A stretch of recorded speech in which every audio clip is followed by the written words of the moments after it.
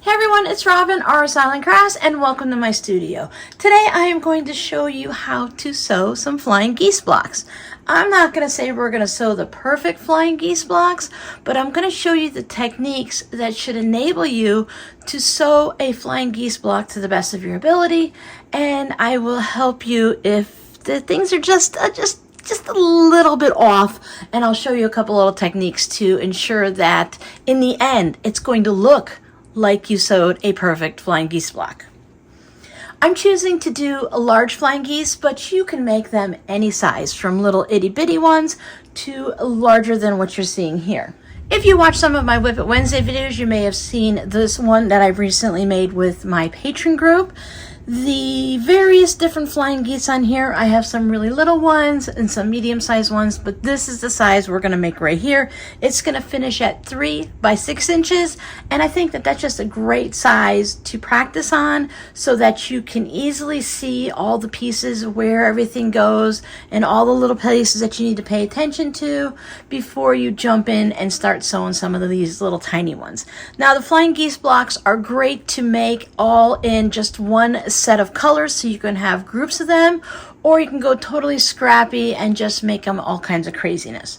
Now, there are other techniques that can speed up this process, like doing 4 at a time flying geese. Now, I made mine all individually like I'm going to show you today, but if you were to make them 4 at a time, they would all be in just 2 colors. We'll go ahead and do that technique in a few weeks, a little bit down the road, but today I wanted to show you an individual flying geese block and how to sew together groups of them.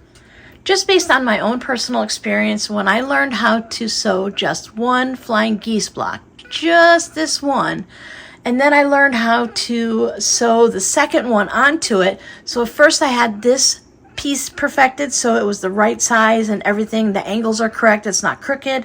Then I learned how to sew these two together so that I can keep my points as I'm sewing them together.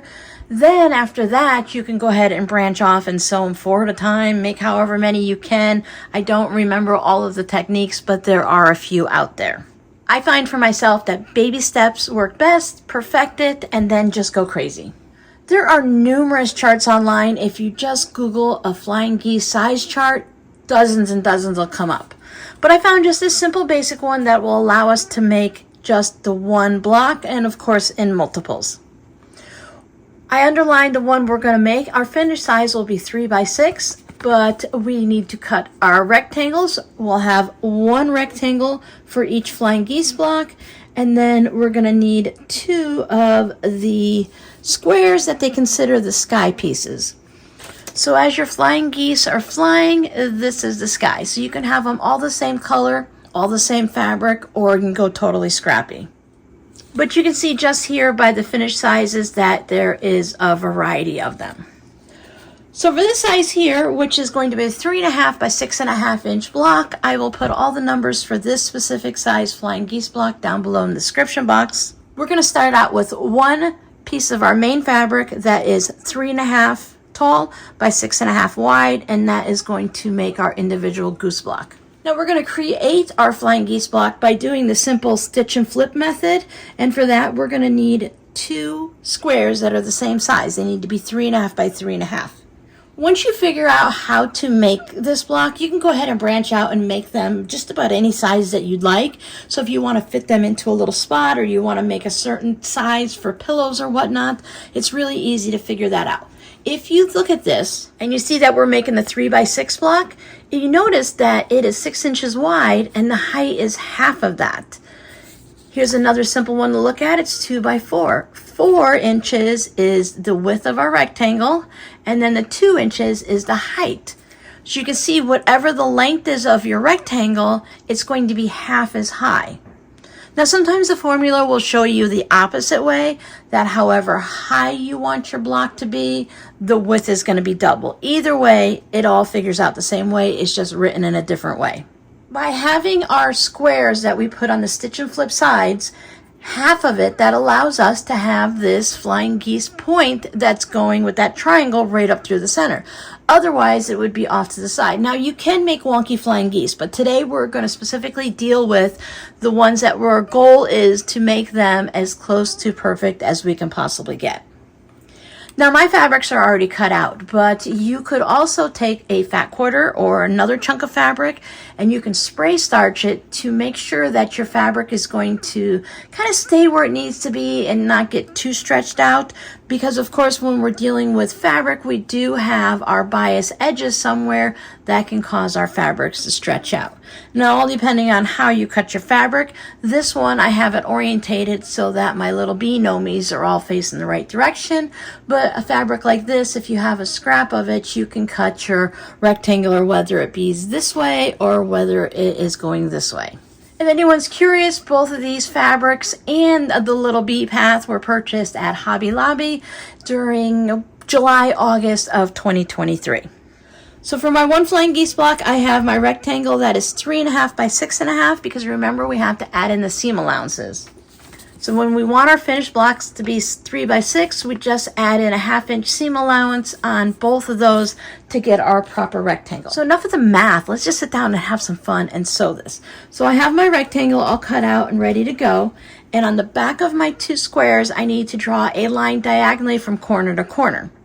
You could also just fold your fabric and give it a press with your iron to create a crease where that line is, or you can use the diagonal seam tape on the sewing machine so that you don't have to mark any of the lines and you can just follow through like that. We need to take care of just 1 square at a time and go through the entire process where we cut it off and press it open before we go to the next side. It doesn't matter if you do the left or right, and in my opinion it doesn't matter if you alternate left, right, but I tend to just do all of the left sides first and then all of the right sides. Today we're just going to do 1 block at a time so we can get a good look at it. So I'm going to take this and I'm going to put it on my left hand side, and I'm going to make sure my diagonal line is going from the center of the top of my block down to the bottom outer corner. For this one on the left hand side, it's going to be the bottom left corner. When I match these up, I need to make sure that they are perfectly even on all 3 sides. So I don't want to have any of the fabric showing here, and when I turn it over this way, I don't want any of the other fabrics showing. Now, I don't pin my squares on, I just line them up at the sewing machine, but you could put a couple pins in. I would put one like right here and one right here, going along the line that way, so when you're sewing it through, you don't have any pins sticking through. You can use clips if you want, but again, I just line it up, eyeball it, and just stitch it through as I'm going. When I take it to the sewing machine, I'm going to start stitching from here, and with a 2.0 stitch length, I'm going to stitch right on that line to that corner. Now, I prefer to start in the center because when you're going this way, your feed dogs are able to grab this fabric and pull it through because you'll be sewing it like this. But if you're going this way, it makes it a little bit more difficult. Of course, it can be done, but you will be going at the corner, and sometimes this corner wants to get grabbed and sucked down into your machine. I just find it easier to stitch from here to here, and when I do the second one and I put that one, after this side's all done, I'll do the same thing. I'll start stitching in the center and go out to the corner. Now I'm going to use a 2.0 stitch length, but you can use whatever you're comfortable with and you normally use to sew your quilt blocks together. You can see my stitching. I use some red thread so you can see it going straight down that way. Now before I take this and cut off the excess, I always want to bring this piece over and make sure to the best of the ability that it's going to come up and it's going to match up along these 2 edges. And if everything looks good, then I'll go ahead and I will trim this. I want to trim 1/4 inch away to the outside, because this is the piece that's going to come off and this is the piece that's going to fold over. So I want to go ahead and trim this off 1/4 inch away from my stitching line.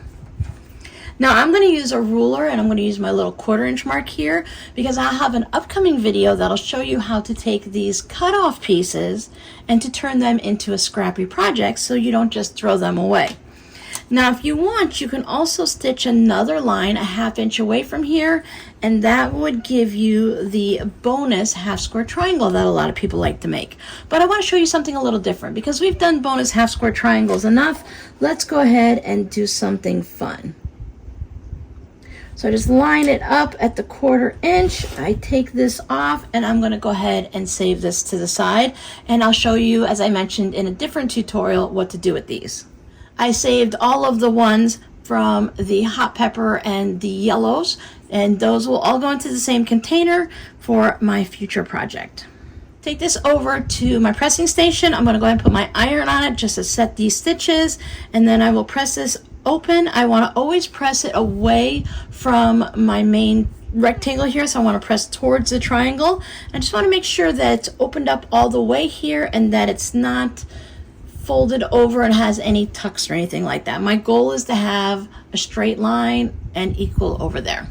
I previously mentioned that you can starch this piece of fabric before you cut your rectangles out. You can also do the same thing for this fabric, so you don't have to worry about anything stretching out. But remember, if you do choose to starch your fabrics, you have to do it before you cut it, because I learned the hard way that if you starch the fabric after you cut out the piece, your piece will actually shrink significantly, not like crazy, but enough that it'll make it so that your block won't be the right size.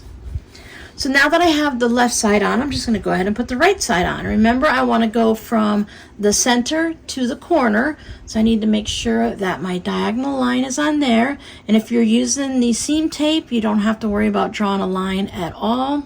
Pop pins in if you want, or just take it right to the machine. This is a great project for chain piecing, because after I stitch this one on, I will just go ahead and bring the next one to the sewing machine. Layer it down so that it's lined up for my stitching line. Make sure everyone's nice and neat, and I'll just keep stitching through until I have all of these done. And as you can see here, I have my seam folded open. Many times I will suggest to press the seams open, especially with like half square triangles and such, but for this project we really want to see our stitching here, so we don't want to pop that seam open, because if we do, we won't be able to see our stitching line, and the stitching line here is going to be very helpful for us in the next steps. After you have the second one on, you still want to go ahead and fold it over to make sure that it's going to cover up all the edges. So the second line, if you want to have bonus half square triangles, otherwise trim it off 1/4 inch from the seam.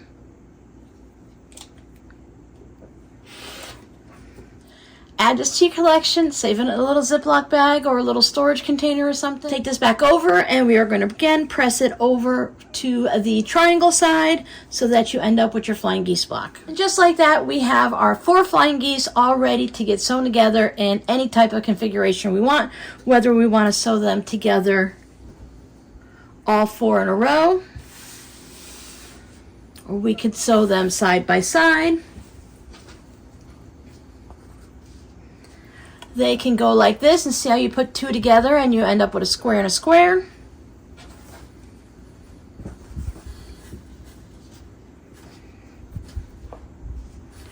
Or you can have them flying in 2 separate directions.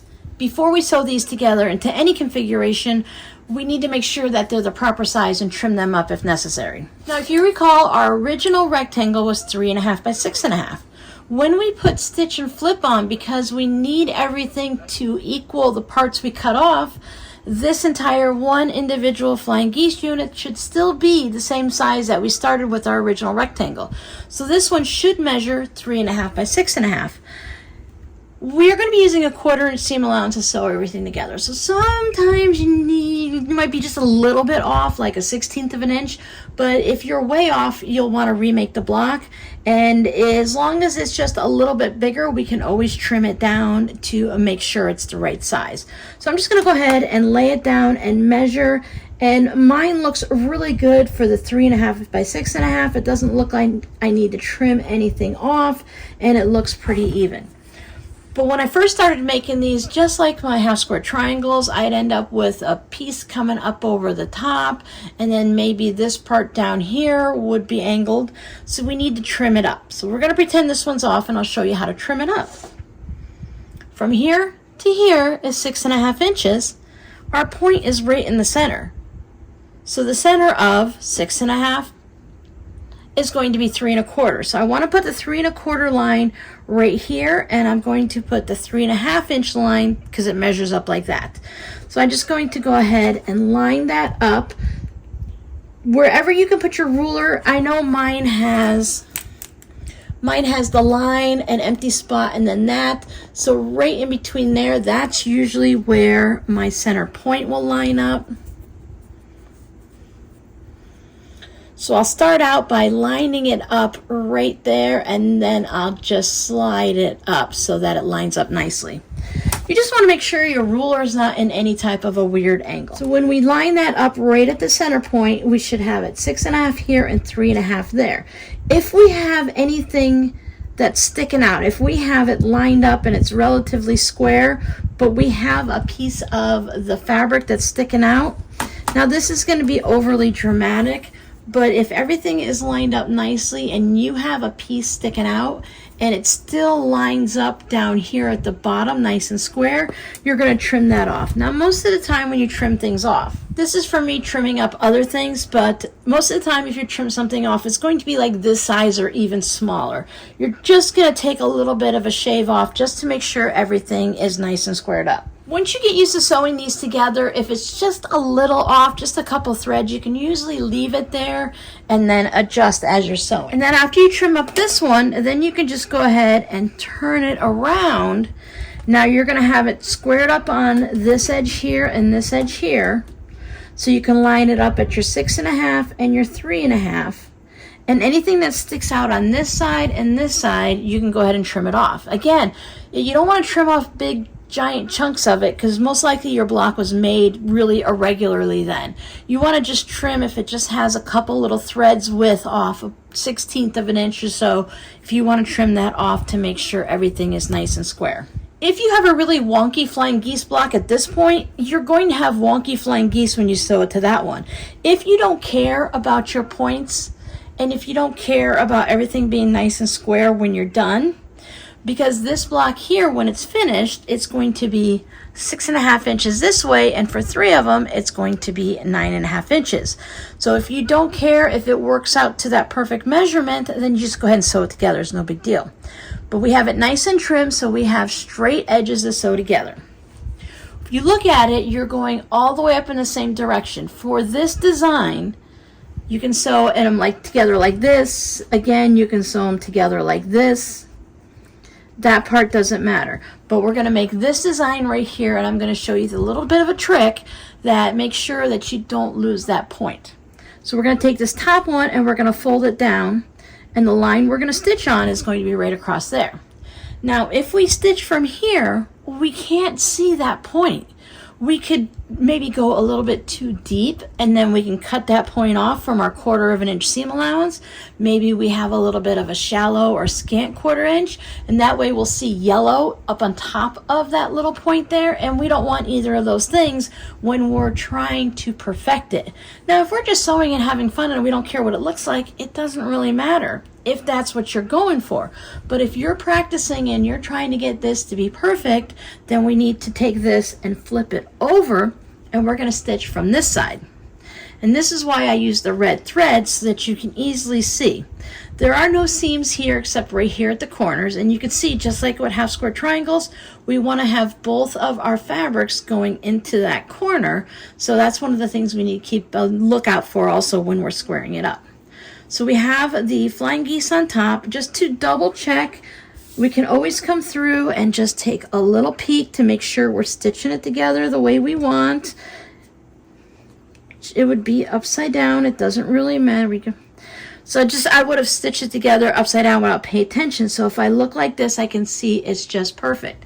Now for me, since as you saw, I get everything flipped around and confused, before I take it to the sewing machine, I tend to layer it like this so I can see, okay, that's the seam. Or you can just take a clip or a pin, and now I know this is the seam that I want to sew. So when I take it and I flip it over, I know I'm going to stitch here.